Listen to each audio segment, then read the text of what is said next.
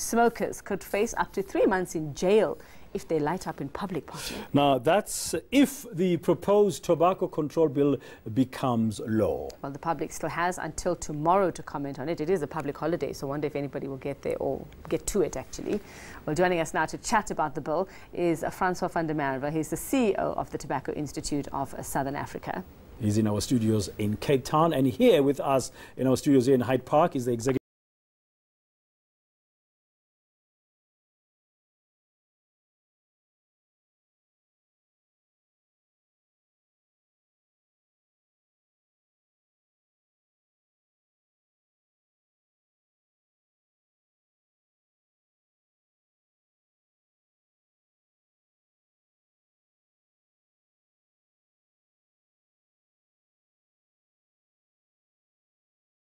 Okay, so one of the first things we're going to find is that indoor public places are going to be 100% smoke-free, and many outdoor public places like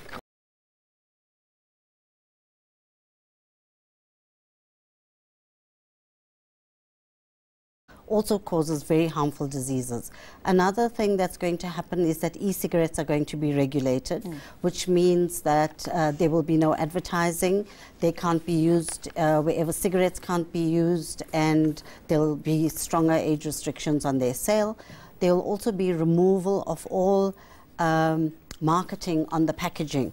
So you'll have uniform packaging and uniform font, just with the name of the brand, and there'll be no vending machine selling cigarettes, and there'll be also a removal of all advertising at the point of sale. So what we've seen, Yuveka, is that we've plateaued in terms of the number of smokers we have in the country.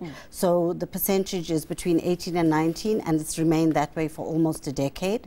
And there's been a lot of studies done locally that, you know, people are not paying attention to the print warning on the pack, and we're seeing increasing numbers of young people smoking, particularly women and young girls, and you know, we have to take action to change the statistic. Okay, let's bring in Francois now from Cape Town, our studios. He's the CEO of the Tobacco Institute of Southern Africa. What is your view overall, Francois, of this bill? Well, if this bill goes through as is, it will be the most extreme and the most draconian, one of the most draconian and extreme pieces of tobacco regulation in the world. It's a cut-and-paste job of first world countries. It's completely out of touch with the realities in South Africa. The socio-economic impact assessment, which is a requirement by Cabinet, is half-baked and completely inadequate. Shortcuts were taken. Consultation was completely inadequate. Many provisions in the bill are open for and susceptible to legal challenge, and many of the provisions are absolutely illogical. There's no rationale for certain things in this bill, and I can give you some examples. Are there parts of this bill that your institute would back? Generally speaking, we back regulation that is evidence-based, on which complete and inclusive consultation has taken place, because we believe that tobacco products, tobacco causes harm to people's health. But this bill is absolutely extreme. It's cut and paste. It's out of touch with the realities of our country. The socio-economic impact assessment is completely inadequate. So most of the provisions, the plain packaging for one, is only in Australia, where it's got a number of years running. It has already proven that it's not bringing down consumption.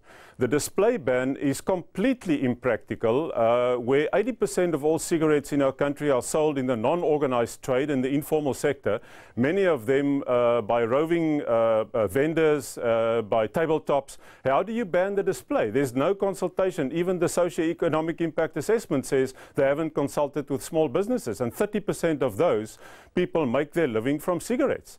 Public place smoking ban. We have very good regulation in this country where you have designated smoking areas. How do you ban that outright? You have 7.5 to 8 million adult smokers in this country. They have the right to use the product. It's not only non-smokers who have rights. Smokers have rights too. And in terms of a vending ban, how do you simply wipe out an industry who provide jobs and who make a living for their families by simply saying you're not going to allow a vending where vending machines are already only in places where over 18s can frequent? So it's very good regulation as it is. And then new generation products or e-cigarettes are generally regarded by the medical fraternity around the world as less harmful than traditional and combustible cigarettes. So it needs to get a chance. People need to be able to receive information. It needs a separate regulatory framework. You simply can't lump it into with combustible cigarettes. And that's why I say some of these provisions are completely illogical and even open to legal challenge. I'd like to get Savera to respond to some of that, Savera. And it seems it's a case of health concerns versus the business side of things. And who will suffer on that side? Not entirely, not entirely. There's so many, there's so much misinformation in what the representative from TISA is saying, because a socio-economic impact assessment study was done by the Department of Health, and the consultation process was completely followed. These are basic legal requirements for any policy in South Africa, and government has followed that process. In terms of using emotive language like draconian, it's completely not the case. South Africa is a signatory to the Framework Convention on Tobacco Control, so we have certain requirements that we have to fulfill. But aside from that, we have a health problem.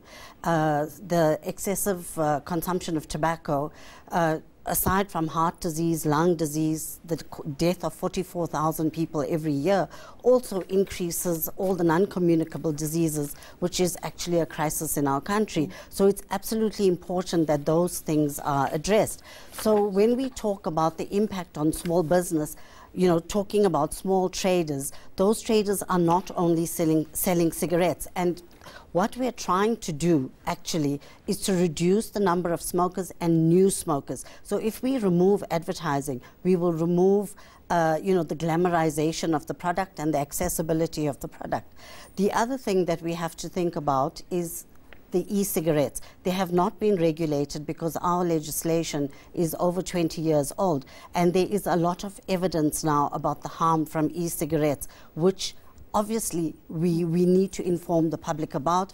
And by introducing legislation, the government is signaling very clearly that this is a harmful product that cannot be treated like any other commodity. I just want to get your view. I guess on the health arguments, you'll make some valid points. I think everybody knows that cigarette smoking is harmful to one's health. Even Mr. Van der Merve was saying so earlier. But there will be a difference of approach in terms of the extent of this law. One of the biggest questions on my mind when we were talking about this earlier with Uveka preparing for this was how will this be enforced? I'm thinking here about you've got a thriving loose cigarette type informal industry in the townships. I mean, I grew up in the townships. You can buy, as they call it nowadays, a loose draw any point, anywhere in the townships. And that informal settlement relies on that in terms of income. We have high unemployment rates. And I'm just wondering, if the government could not even enforce e-tolls in Gauteng, how are you going to enforce a total ban outdoors of smoking? Something that's what is an your addiction, thing? What do you think about that? So in terms of enforcing, I mean, I really like that question, because right now, for the last 20 odd years, we've had a ban on 75% ban on indoor smoking. And there have been studies done by the Sefako Makato University, UCT, that looked at restaurants and asked them what their views are about about this ban and whether it's had an impact on their business. More than 50% are already 100% smoke-free, and their customers love it, and there has been no impact on their business, because 8 out of 10 South Africans do not smoke. The majority of us do not smoke. We don't use e-cigarettes either. So it is more normalized to be a non-smoker in South Africa, and the policing happens. You're basically saying you expect to be little impact on the informal business sector that is thriving in the corner streets of Soweto and other townships. They don't only sell cigarettes. They sell many other products as well. And obviously we are concerned about jobs as much as we're concerned about health, because to be healthy you have to have a job as well. So there are things that can be done that even the tobacco industry could think about its packaging, but that is their responsibility, not ours. Okay, Francois, I'd just like to hear from you, just to wrap it up for us. Like Dan said, you also have concerns. Health, the public's health is top of mind for you as well. How else then would you tackle this problem? What would be your alternative? What would be your solution to this? It's not a matter about either health or the economic or jobs. There's a place for both. The reality is that the tobacco industry, the small businesses sector, related value chain partners make a significant economic contribution in this country, which you can't wish away.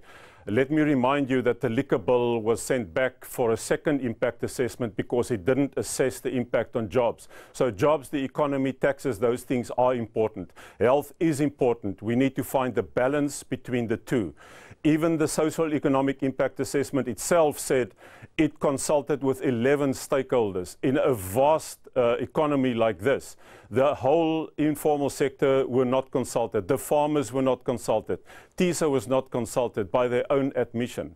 It's not a matter of health or jobs. There's a place for both, and we need to find the balance. There is no need for new legislation. We have very good legislation in this country. It's a matter of better enforcement. It's a matter of making regulations if the minister wants to tighten up a few things. But that can only be done in an inclusive manner by involving all stakeholders, and then we can find a win-win situation by achieving health objectives. And no bill, no new legislation in this country will work when we have more than a quarter of the market flooded with cheap, unregulated, illicit products selling between 10 and 11 rand, where that minimum taxes are 17 rand 85. You can buy cigarettes for as low as 5 rand. You can make 3 new bills. Nothing will work if the market is flooded with illegal cheap cigarettes. Okay. All a consequence of non-enforcement, of taxes not being paid, and of a framework that is not working well. Mr. Van der Merve, thank you there. Thank you very much. Let's just give you the last word, Savera, as we wrap up quickly. He's just summarized their views. They believe there's no need for new legislation. We've got good regulation currently, so don't do that. And then actually, you need to manage the illicit trade in tobacco better. And we want to manage the illicit trade as well. And we all know that, because it's out in the public domain, that elements of the tobacco industry, the legal tobacco industry themselves, are involved in both tax evasion as well as involved in the illicit trade. And, you know, those names have been out for years. We want to know why the NPA, why the police are not charging these people, and why we are not collecting the 12 billion already in tax evasion and involvement in illicit trade that they were that the SARS pre-2014 asked for them to be charged for. Okay, well, that's another side story to this. Yeah, lots of angles coming out of this one. Thank you very much, Savera, for your time. And Francois in our Cape Town.